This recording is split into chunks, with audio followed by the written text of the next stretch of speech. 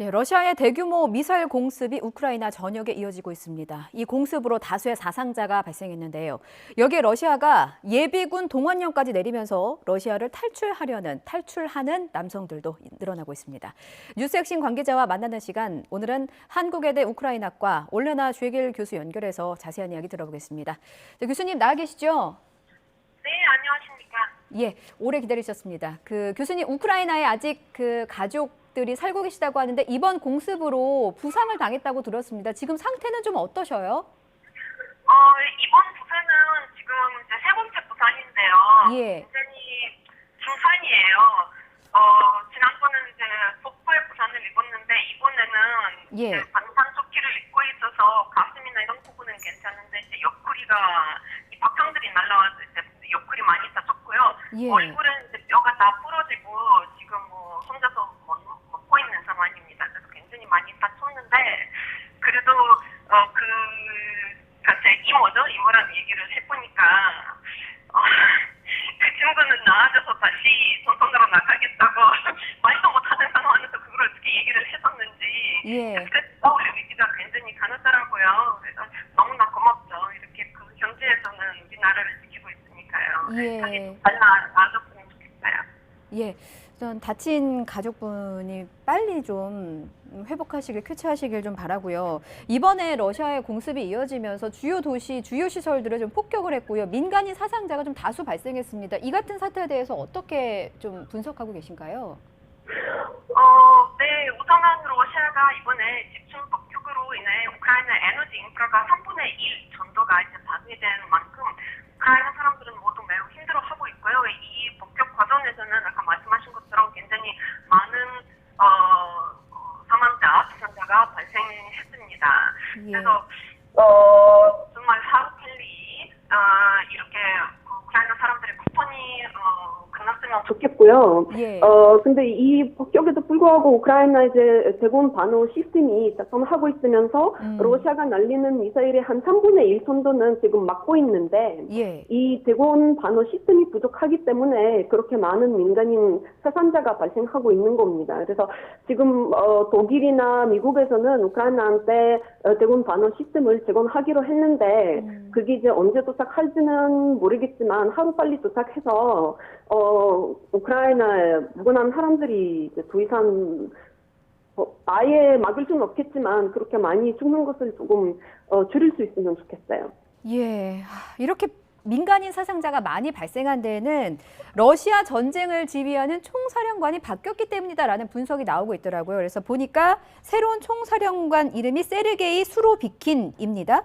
아마겟돈 장관이다라는 별칭을 갖고 있을 정도로 민간인 학살의 어떤 잔혹한 군사작전을 펼치는 것으로도 유명합니다. 악명이 높은 사람인데 앞으로 이렇게 되면은 민간인 피해가 더 클 수밖에 없을 것 같은데 어떻게 보세요?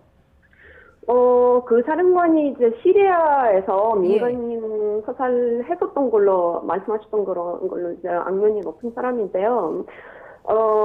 지금은 그 사람은 개인적으로는 굉장히 잔인한 것으로 유명한 사람이기는 하지만 이게 이제 사실은 이번 폭격은 푸틴이 어떻게 보면은 올인하는 건 아니겠습니까? 그래서 이번 폭격은 어떻게 이제 생각하느냐, 그 의도가 무엇이냐, 그런 질문을 많이 받는데요.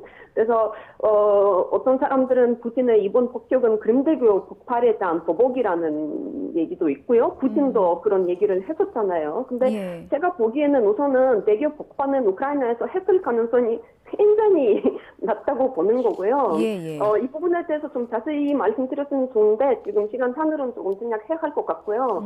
근데 우선 이번 러시아 공습에 대해서 말씀드리자면 여러 가지 의도가 있는 것으로 보이는데 우선 푸틴이 물러설 곳이 없고 이제 궁지에 몰려 있고 또 원래 자기가 키로파차 일주일 만에 끝내겠다고 했던 이 전쟁이 7개월 넘게 계속되고 있는데도 승리라고 할 만한 상황이 별로 없으니까 올인하는 거죠. 그래서 푸틴은 이번 전쟁에서 우리가 해냈다라고 할 수 있는 성과가 필요한 상황인데 그런 것 때문에 이제 사령관을 바꾸는 것도 그 하나의 이유가 된 거라고 생각을 하고요. 그리고 제가 봤을 때는 이번 공습은 크림대교 폭파 이전에 준비된 것이라고 생각합니다. 왜냐하면 이제 뭐 카스피해 등 지역에서 미사일 발사 준비를 그 전부터 해오고 있었기 때문에 예. 여러 가지 러시아군의 움직임이 보였었거든요. 그래서 그것도 하나의 의도라고 할 수 있는 거는 이제 우크라이나의 소환을 약화시키기 위해 이제 에너지 시설을 그냥 하는 건데요. 예. 특히 이제 겨울이 다가오고 있는 상황에서 타격이 클 겁니다. 그래서 겨울 동안 러시아가 이제 적극적으로 공격을 하지 않다 하더라도 우크라이나 사람들에게 굉장히 힘겨운 겨울이 될 거고요.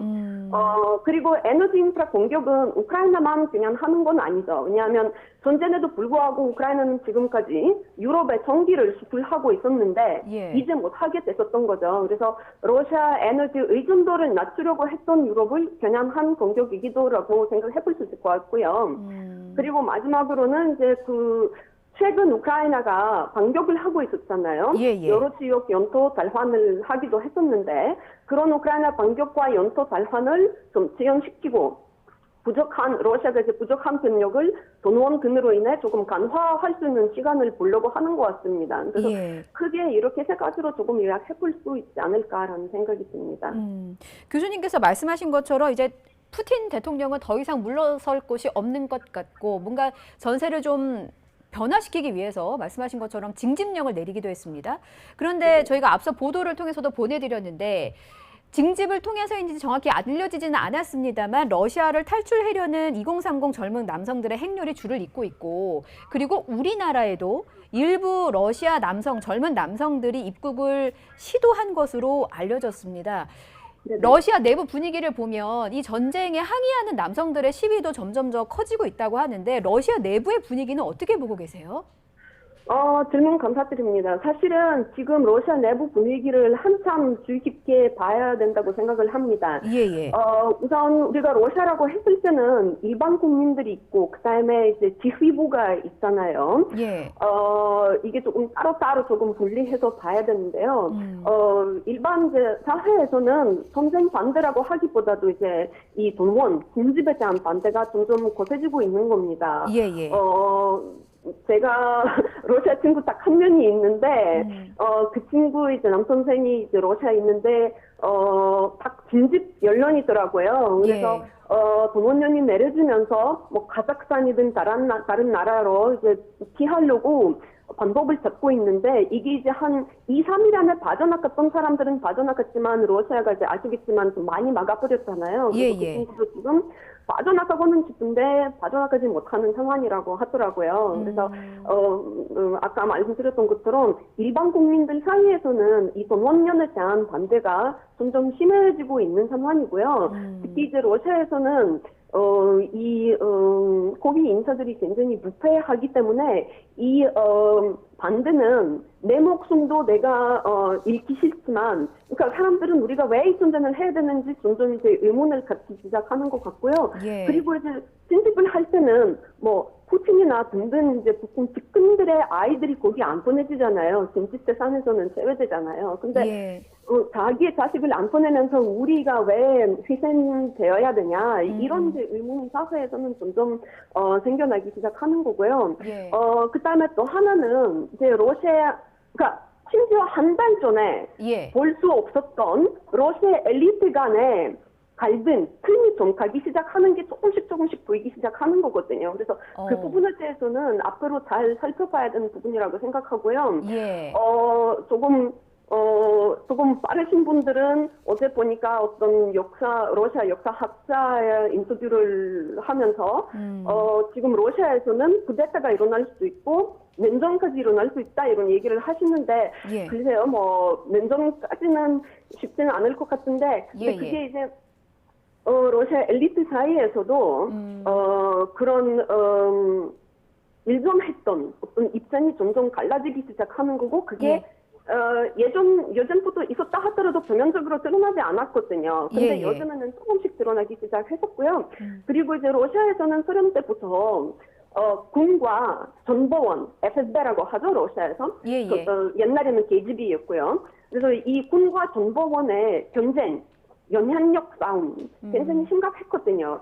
이 군과 정보원의 경쟁 싸움이 그 영향력 싸움이 요즘에 전면적으로 조금 드러나기 시작한 거거든요.